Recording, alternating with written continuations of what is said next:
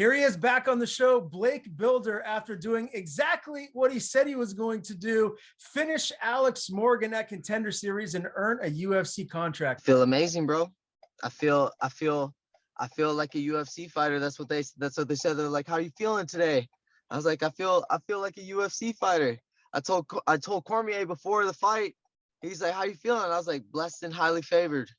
I was like, ready to put on a show, ready to make a statement, ready to show you guys why I belong here. And he's like, "That's right. That's what." He's like, "That's what we need. We need people to come in here and make a statement." I was like, "That's what we're here to do. I'm gonna make one too. I promise you." And you're rocking the new black UFC Venom shirt that looks sharp. How do they fit? Man. What size do you got? I got a large, man, and it fits good, man. Like, I used to wear medium, but medium's too small. I don't even like medium. I like L and XL. Yeah. For all my shirts. And then I like shorter shorts. Right. I do too. I like the short shorts. Those are coming back. Yeah. You gotta show off the legs, right? Bro. Yeah. Gotta show off the thighs, bro. You know, just maybe show off the leg tats. It's such a Cali thing, bro. No doubt. Well, let's talk about this fight and the outcome. You look fantastic, man. I don't really know that you suffered any adversity in that fight. Did he hit you with anything that phased you at all? Nothing. Those leg kicks were nothing, bro. I didn't feel nothing, bro. The punches, I felt like I could see them in slow motion, bro. I feel like I entered like Spider-Man multiverse or whatever that's called. But like, it was just boom, boom, boom. Like, but we programmed, bro. Like, I'm telling you, like, I was telling another guy earlier that I was doing an interview with. I'm like, bro, we got the secret sauce, bro. We got the secret sauce. You know, Bohachinya, he's got the secret juice. Well, we got the secret sauce. You know, it's like the Krusty Krab pizza up in this mother. You know, like we got the secret sauce, and everybody can try and get it. But even if they had it, they wouldn't know what to do with it. Well, clearly they wouldn't know what to do with it. You got something working for you. There's no doubt about that. I always find it fascinating when I interview fighters that are making their Contender Series debut, because it's such a big deal. You're right on the cusp of realizing a lifelong dream. What did you feel like before you made the walk down to the octagon? What were the nerves like? Oh man, there's some pretty heavy nerves. There's some pretty heavy nerves, but I'll tell you what, bro, it's like Mike Tyson said, bro. It's like when you're in the background, like the waiting game is like crippling. It's debilitating, you know, like the waiting game. But as soon as like on the way to the building, I was like, man, this is like watching the Ultimate Fighter show. I was like, it's like my life is like a movie right now. That's the way I was seeing it. I was like, and I'm the superhero. I'm like the main star, the main actor of the movie. And they need me. So I felt like it was a movie, and like the nerves, like at the hotel, always, you know, you wake up and you're like, oh man, like this is a big day. You're like, if you woke up at 7, you're like, all right, I got 7 hours until I'm on the shuttle heading there. I got 10 hours before, you know, I'm in the cage, you know, fighting. You know, I see it like that. I got a timeline for everything. So I'm like calculating when I eat my food, what I'm going to eat for breakfast, how much I'm hydrating, what I'm drinking, what I'm eating. But once I get in the tunnel, bro, I start seeing the promo for our fight. And I'm like, man, I'm built for this. Like, this is exactly where I'm supposed to be. Where else would I be? I'm exactly where I'm supposed to be. And so the closer the ring, more confidence I got. And then as soon as I was inside, I go, this is mine. There ain't no way this guy's gonna beat me. There's no way this guy's gonna beat me. I don't care what it says on paper. I don't care what it says. I don't care what anybody like is talking about with odds, underdog, all this. None of that matters. None of that means anything to me, because my personal belief is so high in myself. I go, this guy's lost. I haven't. And even if he hadn't lost, I would have been like, I would have come up with enough reasons to be like, to tell myself why I'm better. And so I just always bet on myself. Always bet on myself. And when I got in there, I had supreme confidence. You said earlier here in the interview that, you know, the leg kicks didn't affect you. Did you have to adjust in any way, shape, or form in the fight as to like what your game plan was? Nope. Nope. Not at all. We expected that. We expected that go for little calf kicks and leg kicks to try and slow down the movement. But as he was throwing the kicks, I was edging out to the right, and so when they were hitting, they weren't like they weren't hitting clean. And then sometimes I moved left, and he'd hit a shot, but the whole time that he's doing that, I'm setting up what I'm the entire time. I'm setting everything up. There might not be a lot going, but in my head, I'm calculating everything. And when I edged out just a little bit to the right, I idled it. I idled into a program movement and hand exactly how we had prepared. And so right behind the ear. Yeah. So that is exactly what you were preparing to do. You landed that big shot right behind the ear. When you locked up the submission, did you know that when you had that, there was no way he was getting out? Yes, 100%. As soon as I snagged it, I go, it's done. I could just feel the body language, and I knew it right away. Did you look over at Dana White? Like, what was his reaction? Did you feel confident you were going to get a contract? Hell yeah. I knew right away. And then they did like a post-fight. They did like a post-fight rankings. A little thing, post-fight celebration. And I did like a little dance.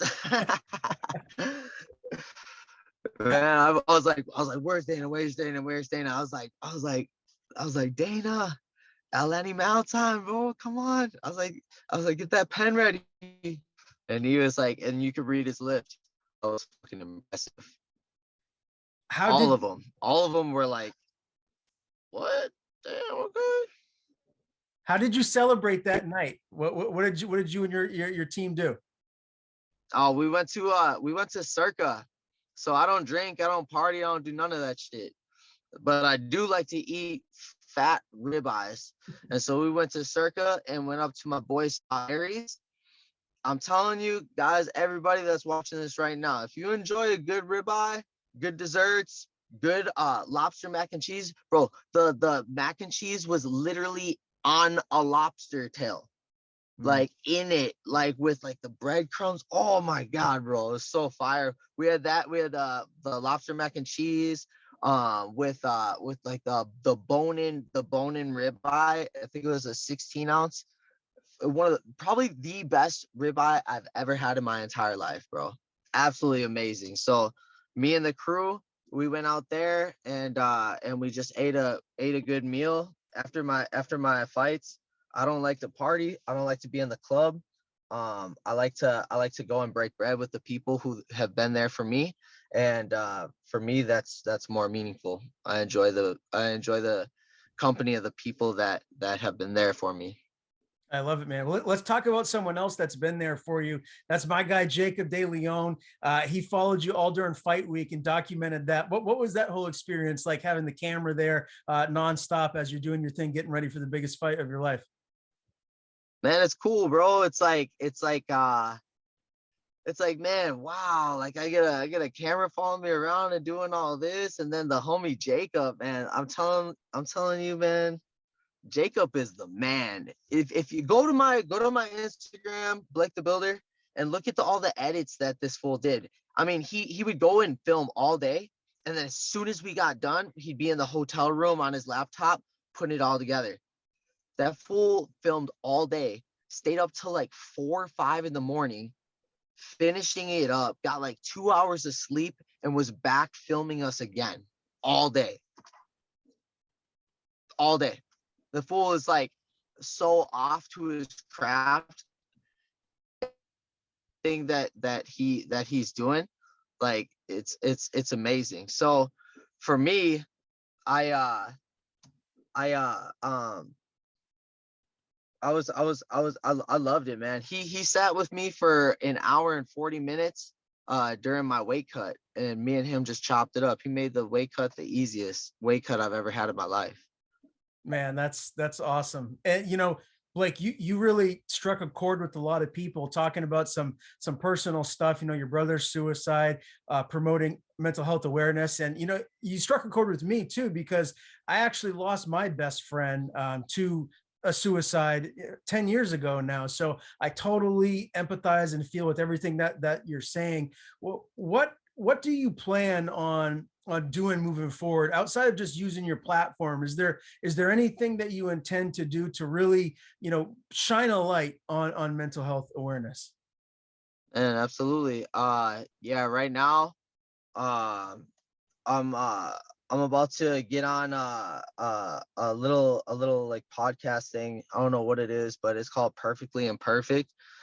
And just raise awareness there. It's a pretty big platform. They got a lot of like people that are like really famous that are on there that do interviews. So it's just a big campaign that is promoting like mental health, where you can go there and find answers and solutions to your problems. It's all about staying in the solution. And I plan on doing some more stuff, man. I can't necessarily talk about it like right now because it's in the works, but we got plans to try and help a lot of people, man. And it's all in the works. So I'm just letting God lead, and I'm just the servant. I'm just putting in the work and trying to be better and do better and grind and grow and build myself so I can have a larger platform to be able to be more empowering and help as many people as I can. I love it, man. Good for you. I think you're doing a really wonderful thing, and I have no doubt that the future is very, very bright and multiple avenues for you. Let's go back to the fighting aspect of it because I know you want to make your debut in NYC at Madison Square Garden. What would that mean to you to fight in Madison Square Garden in front of your family and one of the world's most historic arenas? Oh man, it would mean everything, bro. I mean, that's my grandma's dream come true, so we're already preparing for it, man. I just got done with a 2-hour workout in the gym. I'm already back in there grinding, so I'm already preparing for it, man. I don't believe in camps. My life is a camp, like this job is 24/7, 365, whether you know it or not. And that's the way I treat it, bro. So I'm always ready. I'm always grinding. I'm always like keeping my nutrition on point. So for me, it would mean a lot, bro. That my grandma said that was her dying wish, and she's not doing too good right now. And so for the family, there's been a lot going on. I know my grandma's so heartbroken over the tragic incident with my little brother. Trying to make sense of it. You have so many questions, not enough answers, and I just want to make my family proud and give them something that they can look forward to. And I know you're the new guy in the division, coming off the Contender Series win, but is there anyone that you feel like you'd love to fight in your debut matchup? Is someone that stands out?